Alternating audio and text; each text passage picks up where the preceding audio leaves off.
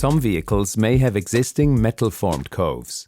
Before installation, ensure that the surfaces are clean and free of debris.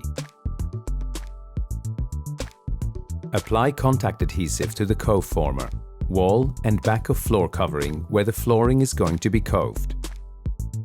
Allow sufficient open time as recommended on the adhesive label. Once the main floor section is installed and rolled, bolt down the flooring that extends up the wall, exposing the wall and cove former. Trim as necessary and finish any exposed edges.